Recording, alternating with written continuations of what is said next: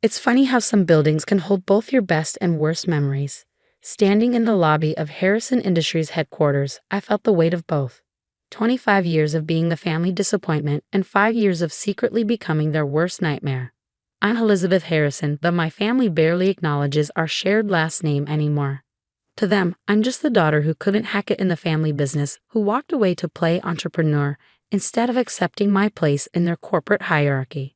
If they only knew that I now owned Phoenix Global, the company about to acquire their failing empire. The security guard glanced at my visitor badge with thinly veiled disdain. The executive meeting is in the main boardroom. Kitchen's down the hall past the elevators. I nodded, suppressing a smile. 5 years ago, that dismissal would have stung. Now it was almost amusing. Thank you, I know the way. I did know the way, both to the kitchen where they expected me to wait and to the boardroom where tomorrow's acquisition papers would be signed. Papers that would put me in control of everything. Beth. My brother Andrew's voice carried down the marble hallway. What are you doing here? I turned to face him, taking in his perfectly tailored suit and gold Rolex. The uniform of Harrison's success. Dad invited me to the meeting. His laugh was sharp, practiced. The board meeting? Come on, Beth. This is serious business. We're discussing the Phoenix Global offer. And what do you think about their offer? I kept my voice neutral, remembering the mountain of evidence I collected about Harrison Industries' financial mismanagement, most of it bearing Andrew's signature.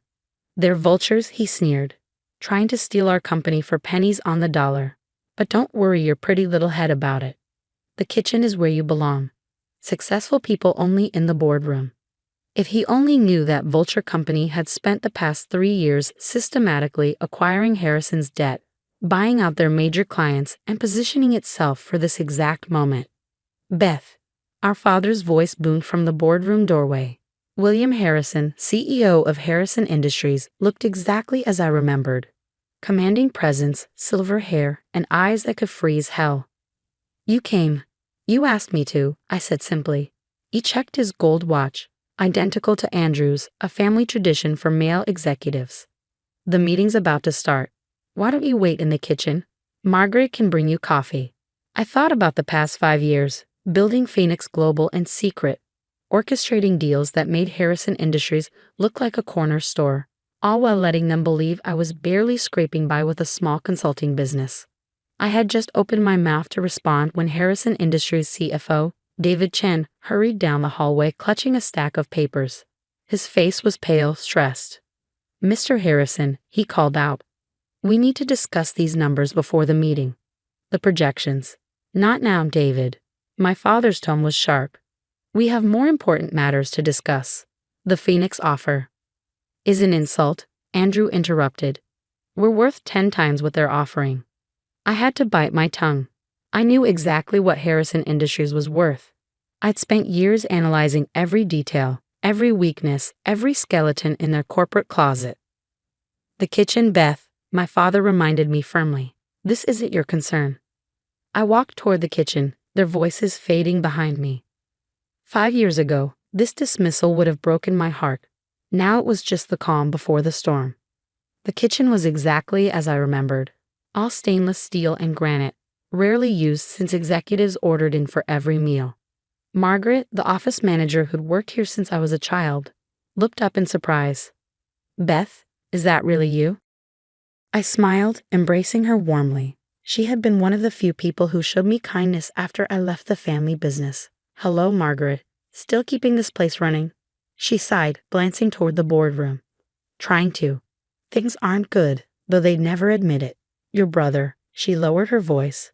His decisions haven't all been wise. I knew exactly which decision she meant. The failed expansion into South America. The disastrous merger with Tech Solutions. The string of discrimination lawsuits that had been quietly settled. All documented in Phoenix Global's due diligence report. I heard about the Phoenix offer, Margaret continued, pouring me coffee. Between us, we need it. The company's bleeding money, no matter what your father says. Is that why Dad invited me today? To witness their triumph over another takeover attempt? Margaret's expression turned knowing. Actually, he didn't invite you. David did. Said it was important you be here.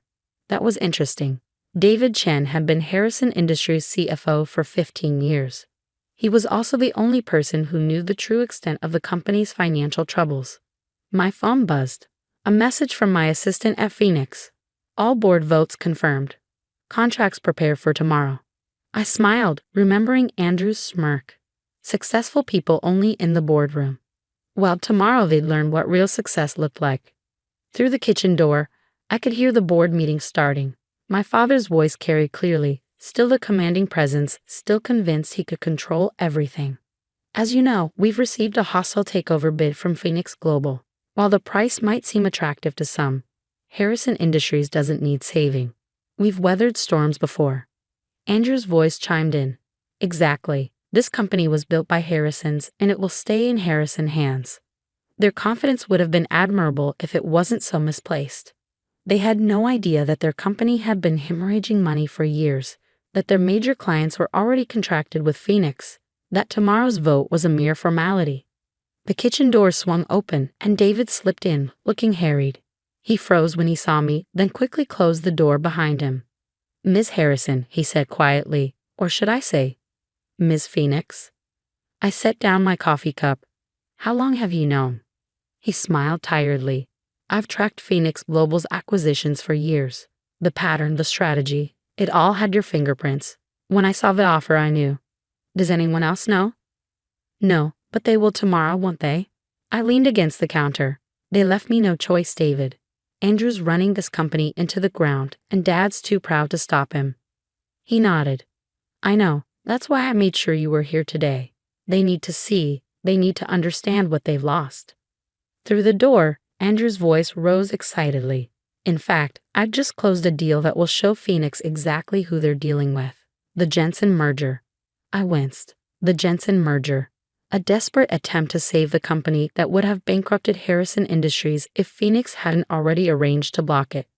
David checked his watch. The CFO of Phoenix should be calling any minute to discuss Jensen. Right on cue, my phone rang. I answered, putting it on speaker. Go ahead, Marcus. Ms. Phoenix, the Jensen contracts have been terminated as arranged. Would you like me to inform Harrison Industries now or wait until tomorrow's board meeting? David's eyes widened at my title. Even he hadn't known I was CEO. Now is fine, I said loud enough to carry through the door. They should know exactly who they're dealing with. The kitchen door burst open. Andrew stood there, face twisted with rage. What did you just say? Who are you talking to? I stood up slowly, smoothing my simple dress. Marcus, please hold. I believe I'll deliver this news in person. Walking past my stunned brother, I entered the boardroom where my father and the board members sat in frozen silence. For the first time in 5 years, I took my place at the head of the table. The Jensen merger is dead, I announced calmly, just like every other desperate attempt to save this company will be. Unless, of course, you accept Phoenix's offer. My father's face had turned ashen. What are you talking about? How do you know about Jensen? I smiled, thinking of all the times they'd sent me to the kitchen, dismissed my ideas, treated me as less than nothing. Because, Dad, I'm the CEO of Phoenix Global. And tomorrow, one way or another, this company will be mine. The boardroom fell silent as my words echoed off the mahogany walls. 20 faces stared at me, expressions ranging from shock to horror to dawning comprehension. My father's hands gripped the arms of his chair so tightly his knuckles had turned white. Andrew had stumbled back against the wall, his earlier arrogance evaporating like morning dew. Marcus, I spoke into the phone, still on speaker. Send in the transition team. Right away, Miss Phoenix. My father found his voice first. This is impossible. Phoenix Global is worth billions. You're just. Just what, Dad? I met his gaze steadily. Just the daughter you sent to the kitchen.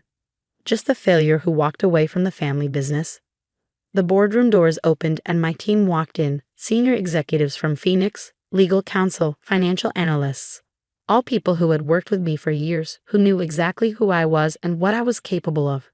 Ladies and gentlemen, I addressed the board. You have less than 24 hours to accept Phoenix's offer. If you refuse, we'll proceed with our alternative strategy. Andrew let out a strangled laugh. Alternative strategy? What alternative strategy? I nodded to my CFO, who distributed folders to each board member. Over the past 3 years, Phoenix Global has systematically acquired controlling interests in your major clients' companies. We've also purchased a significant portion of your debt. If you reject our offer, we'll simply redirect the business elsewhere." The board members flipped through the documents, their faces growing paler with each page. They were seeing the truth. How thoroughly I had outmaneuvered them, how completely I controlled their fate. "This is blackmail," Andrew shouted, finding his courage again.